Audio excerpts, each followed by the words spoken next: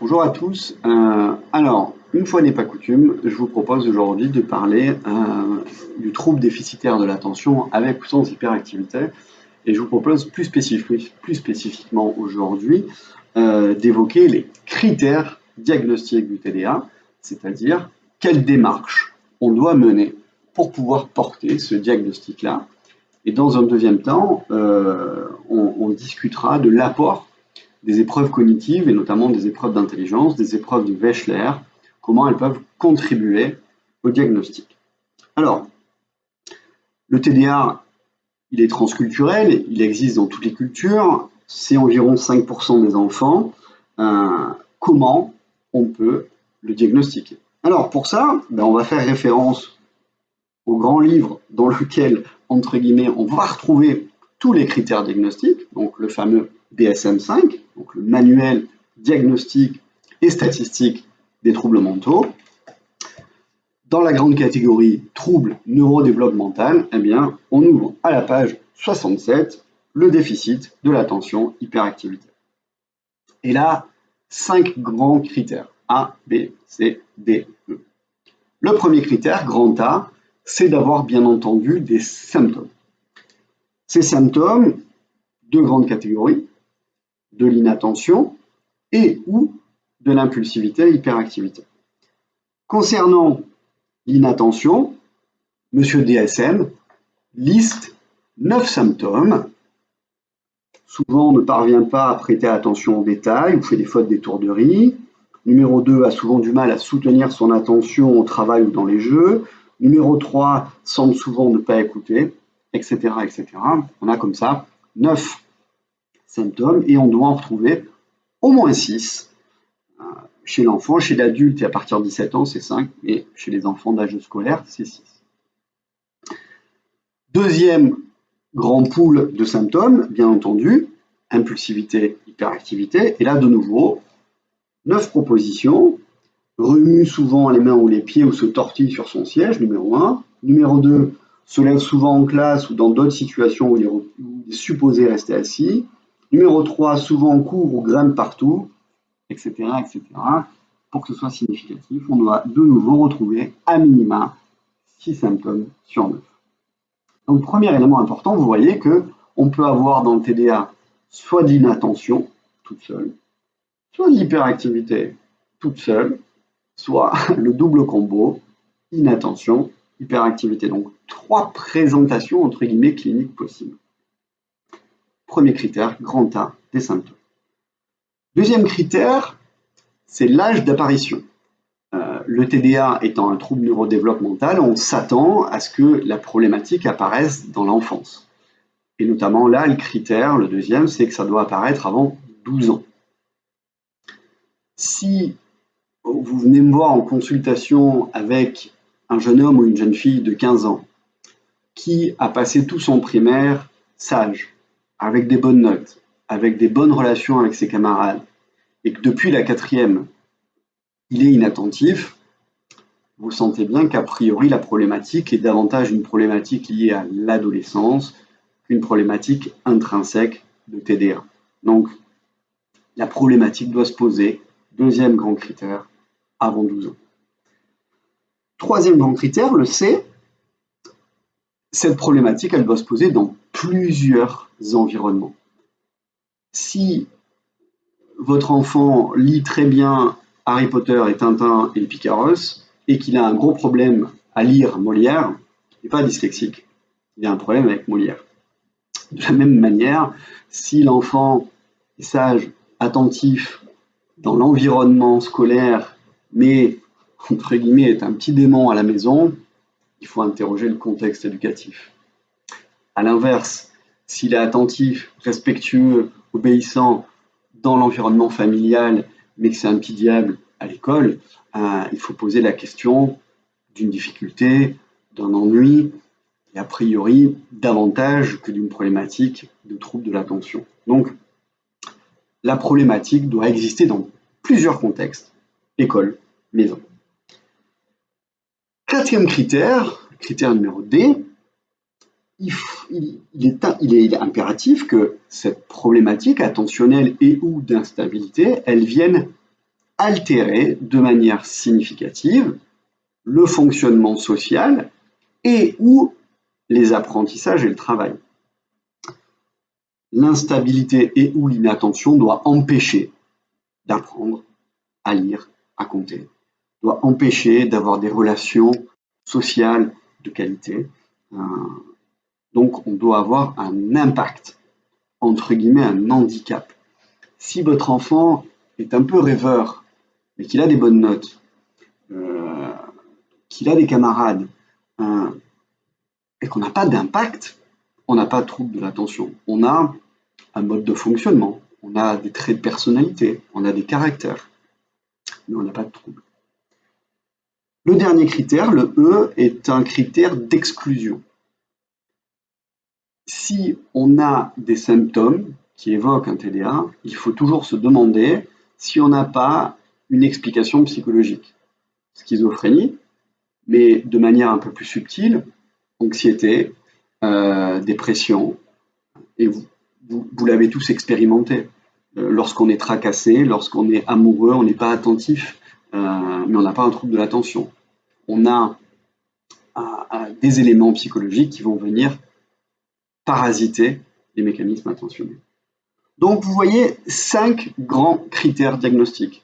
Des symptômes, numéro 1, qui apparaissent avant 12 ans, le B, dans plusieurs contextes, le C, qui impactent de manière significative, et enfin, tout ceci n'est pas dû à un trouble mental de manière générale. Et donc, vous vous rendez compte de manière extrêmement claire que M. DSM, à aucun moment, il nous demande d'évaluer quantitativement l'attention et ou l'instabilité. Traduction, à aucun moment, pour porter le diagnostic de trouble déficitaire de l'attention, il est impératif de faire un test attentionnel. Et d'ailleurs, la littérature récente nous rapporte, quand je dis récente, c'est 2016, qu'aucun test ne permet à lui tout seul de dépister et de diagnostiquer un trouble déficitaire de l'attention. Le diagnostic est clairement clinique. Alors, qu'est-ce que ça signifie que le diagnostic est clinique? Eh bien, cela signifie que le praticien va devoir récupérer suffisamment d'informations pour se dire, entre guillemets, est-ce que je coche ou pas les différents critères A, B, C, D. Et bien entendu, cette démarche-là, elle est extrêmement compliquée. De par la nature même des symptômes, remue souvent. Qu'est-ce que ça veut dire? À 6 ans, à 7 ans, à 8 ans, à 9 ans, à 10 ans, vous sentez bien qu'on ne va pas attendre la même chose. Donc, le niveau développemental nous pose question. Souvent, une fois par jour, 2 fois par jour, quelques fois par semaine, plusieurs fois par mois. C'est pas indiqué. On sait aussi qu'il est dans une certaine mesure tout à fait normal qu'un enfant n'ait pas tout à fait le même comportement à l'école qu'à la maison. Il est également tout à fait normal qu'un enfant n'ait pas tout à fait la même attitude avec ses enseignants qu'avec ses parents ou ses pairs. On sait aussi que les parents n'ont pas le même seuil d'exigence, d'alerte que les enseignants. On sait que les parents ont tendance à rapporter davantage de difficultés.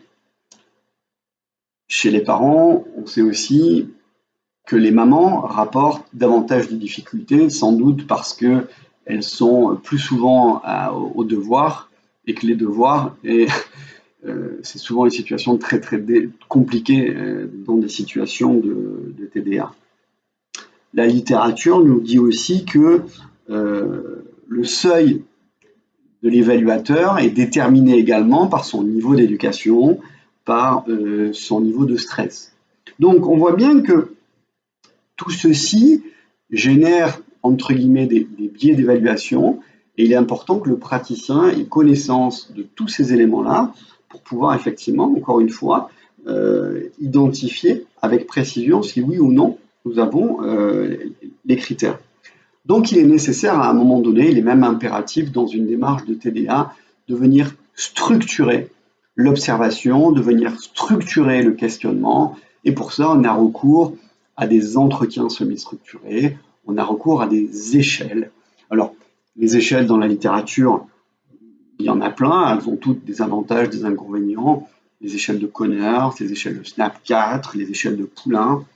Toutes ces échelles-là vont nous permettre effectivement d'essayer de venir le plus possible objectiver et structurer l'observation. Voilà.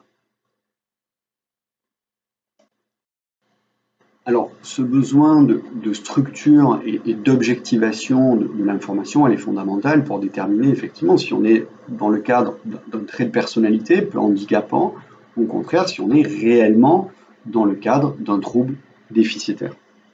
Alors, quel peut être l'apport effectivement des épreuves Wechsler à ce diagnostic?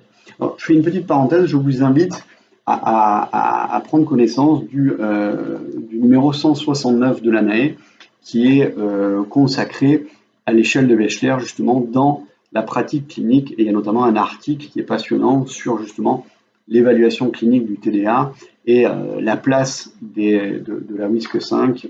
Je vous invite à prendre connaissance de cette revue-là. Alors, pourquoi ça a du sens? Alors, il peut y avoir une raison qui est très technique, c'est que le TDA, il est rarement tout seul. Le TDA, il est très souvent comorbide. C'est-à-dire qu'un enfant qui a un trouble de l'attention, il a rarement juste un trouble de l'attention. On peut retrouver des troubles spécifiques d'apprentissage, dyslexie, dysorthographie, dyspraxie.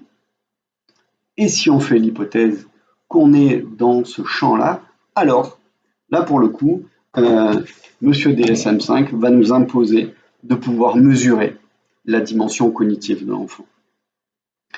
Deuxième élément, c'est que fonction du niveau intellectuel de l'enfant, et là, je pense notamment au champ du haut potentiel intellectuel, et on peut retrouver là aussi régulièrement des enfants qui ont un haut potentiel avec un trouble déficitaire de l'attention, avec ou sans hyperactivité.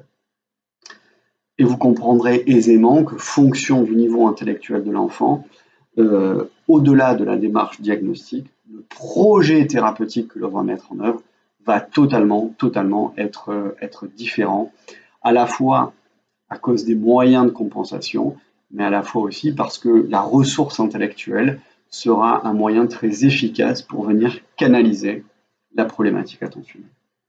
Donc, on a une première raison qui est purement, j'ai envie de dire, statistique, technique, c'est que très souvent, le TDA, il est rarement tout seul.